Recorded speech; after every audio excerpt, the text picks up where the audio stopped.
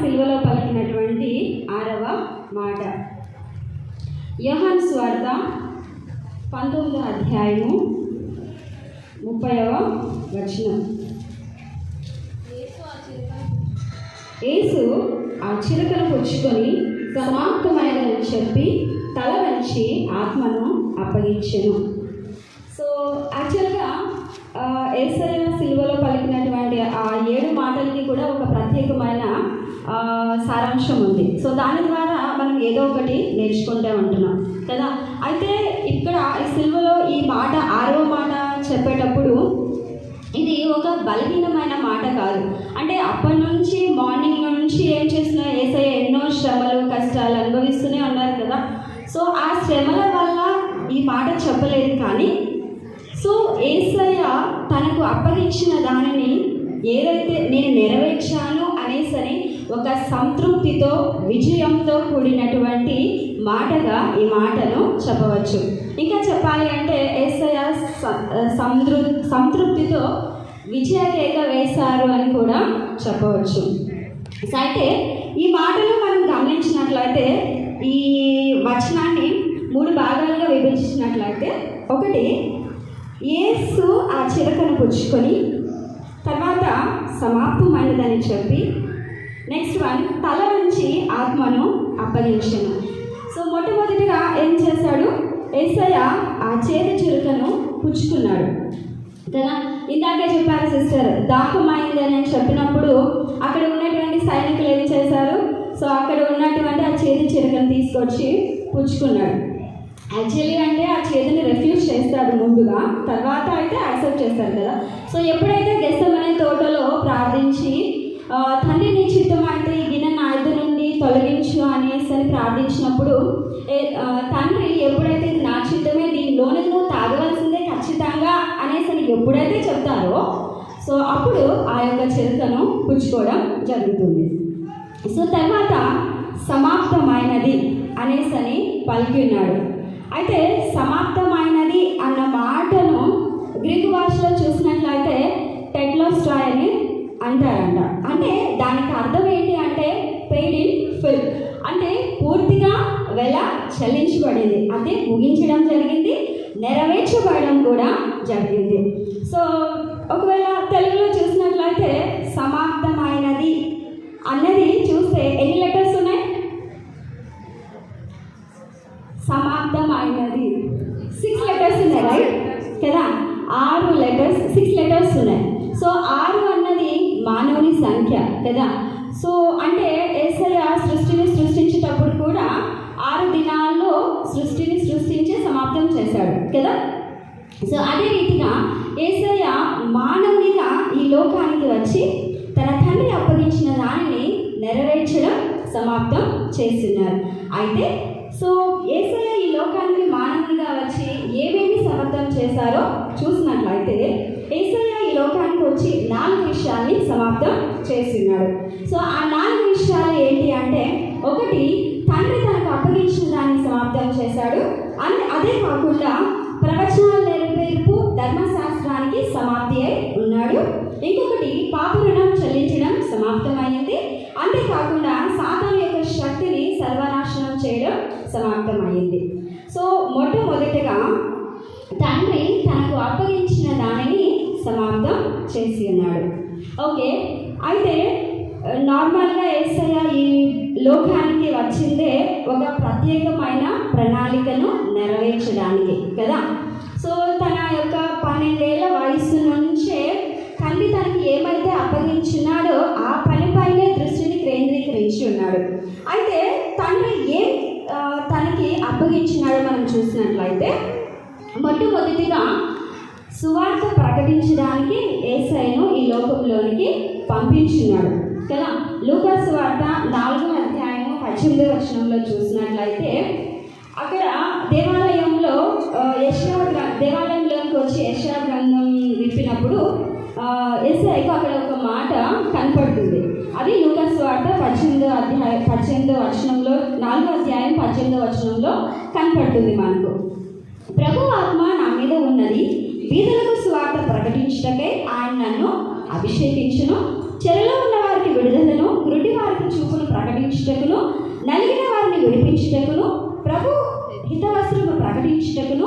ఆయన నన్ను పంపి ఉన్నాడు కదా. సో అంటే మొట్టమొదటిగా తండ్రి యేసయ్యను ఎందుకోసం పంపించున్నాడంటే సువార్తను ప్రకటించడానికి. సో సువార్త ప్రకటించడం మాత్రమే చేశాడా యేసయ్య? యాక్చువల్గా మనం బైబిల్లో చాలా విషయాలు చూస్తాం కదా. సో ఎంతో మందిని చెరలో నుంచి విడిపించాడు. అంటే చెర అంటే అక్కడ జైలు నుంచి విడిపించడం అని కాదు, కానీ సో బంధకాల నుంచి విడిపించాడు కదా. అంటే సాతాను చేత ఏమేమైతే బంధకాల్లో పడి ఉన్నారో ప్రజలు, వారందరినీ కూడా విడిపించాడు. అంతేకాకుండా గుడ్డి వారికి కూడా చూపించాడు కదా. చనిపోయిన వారిని సైతం లేపి ఉన్నాడు. ఇలా ఎన్నో కార్యాలు యేసయ్య ఈ భూమి మీదకి వచ్చి తన తండ్రి అప్పగించిన దాన్ని చేసి ఉన్నాడు. సో సువార్త ప్రకటించడం మాత్రమే కాకుండా ఇంకా ఏం పని చేశారు అంటే యేసయ్య గొర్రెలకు సమృద్ధి జీవాన్ని ఇవ్వడానికి వచ్చి ఉన్నాడు. ఈ భూమి మీదకి తండ్రి ఏ ఉద్దేశంతో పంపినాడంటే గొర్రెలకు సమృద్ధి జీవాన్ని ఇవ్వడానికి పంపి ఉన్నాడు. యోహాను సువార్త 10వ అధ్యాయము 10వ వచనం 2వ భాగంలో చూసినట్లయితే గొర్రెలకు జీవం కలుగుటకును అది సమృద్ధిగా కలుగుటకును వచ్చిందని మీతో నిశ్చయంగా చెప్పుచున్నాను. సో ఇక్కడ గొర్రెలు అంటే ఎవరు అంటే అక్కడ ఉండే వాళ్ళు కాదు, అక్కడ ఉండేది కాదు కదా. సో గొర్రెలు అంటే ఎవరు? మనమే. సో యాక్చువల్లీ బైబిల్లో ఇంకొక వచనం కూడా ఉంటుంది కదా, మంచి కాపరి గొర్రెల కోసం తన ప్రాణమును పెట్టును అనేసి కదా. నిజం చెప్పాలి అంటే యేసయ్య మంచి కాపరిగా మన కోసం వచ్చి లోకంలో తన ప్రాణాన్ని పెట్టి మనకు సమృద్ధి జీవాన్ని ఇచ్చాడు. నిజానికి ఆ జీవాధిపతి అయినటువంటి యేసయ్య జీవాన్ని మనకిచ్చి మనకు వచ్చేటువంటి మరణాన్ని ఆయన స్వీకరించాడు. అవునా? సో సమృద్ధిగా జీవించడానికి యేసయ్య మనని లోకంలోనికి పంపినాడు. అంటే యాక్చువల్గా మన కోసమే వచ్చాడు కదా, మన పాపములన్నిటినీ పరిహరించడం కోసం. సమృద్ధి జీవం అంటే ఏదో ఊరికే బ్రతికేయడం కాదు కదా, సంతోషంతో సమాధానంతో ఆశీర్వాదకరంగా జీవించడం కోసమే యేసయ్య మనను ఈ ఆయన తన తండ్రిని పంపి మనకు రావాల్సినటువంటి శిక్షను, తండ్రి తన కుమారుని పంపి మనకు రావాల్సినటువంటి శిక్షను ఆయన భరించి వేశాడు. సో రెండవదిగా చూసినట్లయితే ప్రవచనాల నెరవేర్పు అండ్ ఇంకొకటి ధర్మశాస్త్రానికి సమాప్తి అయి ఉన్నాడు. యాక్చువల్గా యేసయ్య పుట్టుక అయితేనేమి, తర్వాత మరణం అయితేనేమి, ప్రతిదీ కూడా ప్రవచనం నెరవేర్చబడడానికి ప్రతిదీ కూడా జరుగుతూ వస్తుంది కదా. ఆయన సిలువ వేయడం దగ్గర, ఆయన జననం దగ్గర నుంచి ఆయన్ను సిలువ వేయడం వరకు కూడా, అవునా. సో ధర్మశాస్త్రానికి సమాప్తి అయి ఉన్నాడు. సో మత్తయి సువార్త 5:17లో చూసినట్లయితే ధర్మశాస్త్రం నాయను ప్రవక్తల ప్రవచనంలో కొట్టివేయ వచ్చునని తలంచవద్దు, కానీ నెరవేర్చుటకే కానీ కొట్టివేయుటకు రాలేదు కదా. ధర్మశాస్త్రాన్ని నెరవేర్చడానికే వచ్చాడు కానీ కొట్టివేయడానికి రాలేదు. అంతేకాకుండా రోమా 10:14లో చూసినట్లయితే విశ్వశిక్ష ప్రతి వానికి నీతి కలుగుటకై క్రీస్తు ధర్మశాస్త్రానికి సమాప్తి అయి ఉన్నాడు. ధర్మశాస్త్రానికి సమాప్తి అయి ఉన్నాడు. సో యాక్చువల్గా ఇందాక సిస్టర్ చెప్పారు కదా, ధర్మశాస్త్రం ఏం చెప్తుంది అంటే పాత నిబంధన కాలంలో ప్రతి దానికి కూడా నేరము, శిక్ష, పరిహారం కదా. సో ఎవరైనా ఏదైనా తప్పు చేసినారంటే ఏం చేయాలి? ఖచ్చితంగా శిక్ష అనుభవించాలి. అందుకే బైబిల్లో కూడా చూస్తాం కదా, మనం వ్యభిచారంతో పట్టబడినటువంటి స్త్రీని రాళ్లతో కొట్టి చంపాలనేసని ధర్మశాస్త్రం చెప్తుంది అనేసని అంటారు. అంటే యేసయ్య మాత్రం క్షమించి అట్లా వదిలేస్తారు కదా. అంటే ధర్మశాస్త్రం ప్రతి దానికి కూడా ఏదైతే తప్పు చేస్తుంటామో ఆ తప్పు చేసిన దాన్ని ఖచ్చితంగా ఏం చేయాలి? శిక్షను అనుభవించాలి. సో ఆ శిక్ష అనుభవించాలి ప్లస్ పరిహారం చెల్లించాలి. సో ఆ పరిహారంగా ఏం చేయాలా? అంటే గొర్రెల్ని కానీ, మేకల్ని కానీ, లేదా పావురాల్ని కానీ ఇలా బలులు అర్పించాల్సి వచ్చేదన్నమాట. అంటే ప్రతి సంవత్సరం రావాలి, వాళ్ళు చేసినటువంటి తప్పును ఒప్పుకోవాలి, తర్వాత ఏం చేయాలి? మళ్ళీ ఆ బలులన్నీ కూడా అర్పిస్తూ అలా ఎవ్రీ ఇయర్ బలులు అర్పించాల్సి వచ్చేదన్నమాట. కానీ యేసయ్య ఎప్పుడైతే ఆ ధర్మశాస్త్రాన్ని నెరవేర్చడానికి తనే ఒక శాశ్వత బలిగా ఈ లోకానికి అర్పించి ఆ బలులు అర్పించడం అనేది కూడా సమాప్తం చేసి ఉన్నాడు.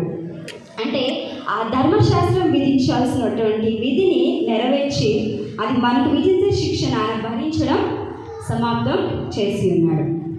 సో అంతేకాకుండా ఇంకొకటి నెక్స్ట్ చూసినట్లయితే పాప రుణం చెల్లించడం సమాప్తం చేసి ఉన్నాడు.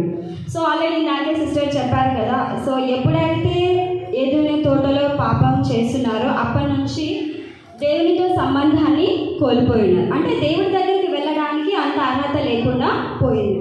సో అలాంటి సిచ్యువేషన్స్లో ఉన్నటువంటి పరిస్థితుల్లో మానవాళి రక్షణ కోసం యేసయ్య తన ప్రాణాన్ని బలిగా అర్పించి సో తండ్రితో మరలా సంబంధాన్ని కుదిర్చడానికి ఒక సంధిని ఏర్పాటు చేయడం ద్వారా కృప విడుదలైంది.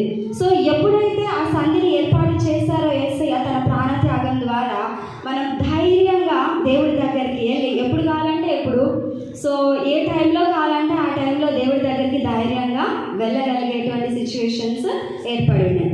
సో పాప రుణం చెల్లించడం సమాప్తమైంది. ఎలా సమాప్తం? యాక్చువల్గా యేసయ్య మార్కు సువార్త 10:45లో చూసినట్లయితే మనుష్య కుమారుడు పరిచారం చేయించుకున్నట్టుకు రాలేదు, కానీ అనేకులకు ప్రతిగా విమోచన క్రయధనంగా తన ప్రాణమును ఇచ్చుటకు వచ్చినను.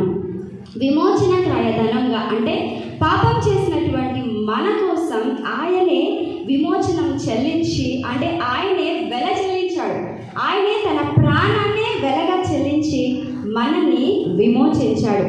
అంతేకాకుండా మొదటి తిమోతి 1:15లో చూసినట్లయితే పాపులను రక్షించుటకు క్రీస్తు యేసు లోకమునకు వచ్చెను అని ఉంటుంది కదా. అంటే పాపులమైనటువంటి మనను రక్షించడానికి యేసయ్య ఈ లోకానికి వచ్చాడు. సో ఎలా రక్షించాడు అంటే తన ప్రాణాన్ని వెలగా చెల్లించాడు. అంటే తన ప్రాణాన్ని, రుణం అంటే ఏంటి? అప్పు చెల్లించడం కదా. సో ఆ వెలగా తనే ప్రాణాన్ని చెల్లించి మనం ఆ యొక్క పాపం నుంచి విడుదల కల్పించాడు. సో యాక్చువల్గా ఎందుకంటే యేసయ్య పాపుల్ని ప్రేమిస్తాడు కానీ పాపమును ద్వేషిస్తాడు కదా. అంటే ఎందుకు పాపుల్ని అంతగా ప్రేమిస్తాడు అంటే ఆయన తన పోలిక చొప్పున మనల్ని ఈ లోకంలో సృష్టించాడు కాబట్టి. సో మనల్ని ప్రేమించినప్పుడు మనలో ఉన్నటువంటి ఆ పాపాన్ని తీసివేయడానికి తను అన్ని విధాలుగా ప్రయత్నం చేస్తాడన్నమాట. సో నెక్స్ట్ వన్ వచ్చేసి సాతాను శక్తిని నాశనం చేయడం సమాప్తమయ్యింది. సో మొదటి యోహాను 3:8లో ఆఖరి మాటలో చూసినట్లయితే అపవాది యొక్క క్రియలను లయపరచుటకే దేవుని కుమారుడు ప్రత్యక్షమాయను కదా. సో యాక్చువల్గా దేవుని కూడా అపవాది శోధించింది కదా. 40 రోజులు ఫాస్టింగ్ ఉన్న తర్వాత యేసయ్యనే శోధించింది. అట్లాంటిది మనుషుల్ని కూడా శోధించడం పెద్ద విషయమేం కాదు కదా.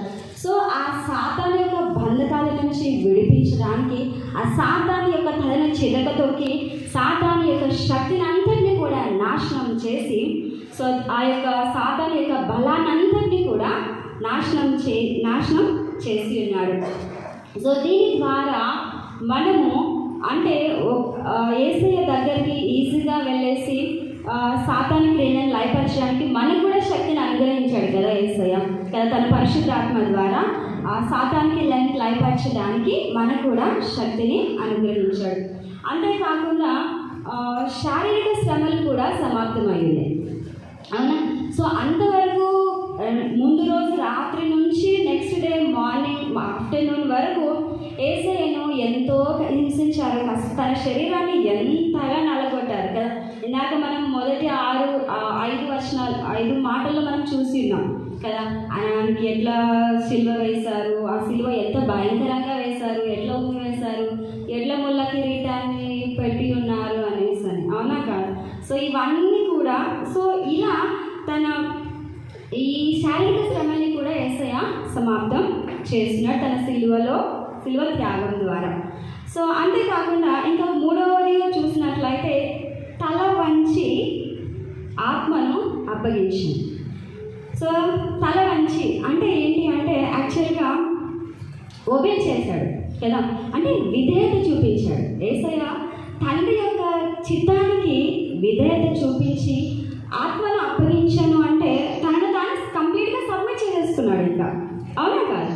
సో ఇలా ఆ యొక్క 6వ మాట ద్వారా దేవుడు మనకు రావాల్సినటువంటి శిక్షను భరించి తండ్రి చిత్తాన్ని నెరవేర్చి సాతాను యొక్క క్రియలన్నిటిని నాశనం చేసి ధర్మశాస్త్రాన్ని కూడా సమాప్తం చేసి ఉన్నాడు. అఫ్కోర్స్ ధర్మశాస్త్రం నెరవేర్చడానికి యేసయ్య ఈ లోకానికి నెరవేర్చడానికి వచ్చాను కానీ కొట్టివేయడానికి రాలేదు అనేసి అన్నారు కదా.